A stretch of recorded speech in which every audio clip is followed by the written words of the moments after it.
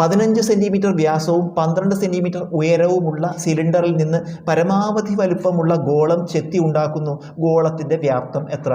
15 centimetre വ്യാസവും 12 centimetre ഉയരവുമുള്ള cylinder. 15 centimetre വ്യാസം, 12 centimetre ഉയരമുള്ള സിലിണ്ടറാണിത്. ഇതിന്ന് നമുക്കൊരു ഗോളം ഉണ്ടാക്കുകയാണ്.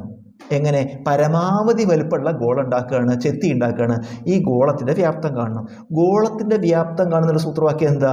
ഗോളം എന്ന് പറഞ്ഞാൽ സ്ഫിയറാണ്. സ്ഫിയറിൻ്റെ വോളിയം കാണുന്ന സൂത്രവാക്യം 4/3 πr³ ആണ്. ഗോളത്തിൻ്റെ വ്യാപ്തം, സ്ഫിയറിൻ്റെ വോളിയം കാണുന്ന സൂത്രവാക്യം 4/3 πr³. ഇതിൽ r എന്ന് പറഞ്ഞാൽ ആരം. നമുക്ക് ഇതിൻ്റെ ആരം അറിയില്ല. അപ്പോൾ ഈ അളവെന്ന്, ഇതിൻ്റെ സിലിണ്ടറിൻ്റെ അളവെന്ന് വേണം നമുക്ക് ഇതിൻ്റെ വ്യാസം അല്ലെങ്കിൽ ആരം കണ്ടുപിടിക്കാൻ. ഇപ്പോൾ നമുക്ക് ഇതിൽ ഈ ഗോളത്തിൻ്റെ വ്യാസം പറയുമ്പോൾ എല്ലാ ഭാഗത്തെയും ഒരുപോലെ വരണം.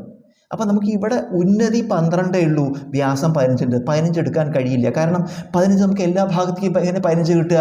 ഈ സിലിണ്ടറിൽ ഈ ഉയരമായിട്ടുള്ള ഭാഗം 12 ഉള്ളൂ. അപ്പോൾ ഇങ്ങനെ വരുന്ന കണക്കിൽ നമുക്ക് 2 അളവുകൾ തരുമ്പോൾ ഉയരവും വ്യാസവും തരുമ്പോൾ അതിൽ ചെറിയ അളവ് എടുക്കാൻ പാടുള്ളൂ. കാരണം ഗോളത്തിന് എന്ത് ചെയ്യണം?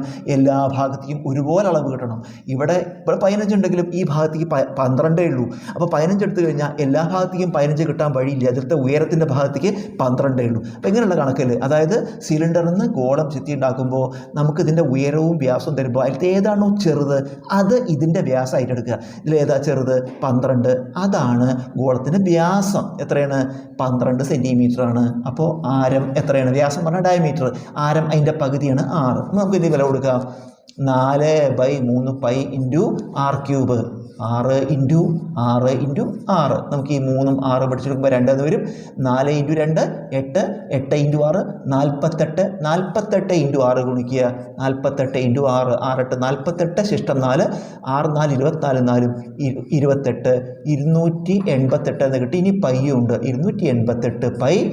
ഗോളത്തിൻ്റെ വ്യാപ്തമാണ് ചോദിക്കുന്നത്. 288 π cm³ ഉത്തരം.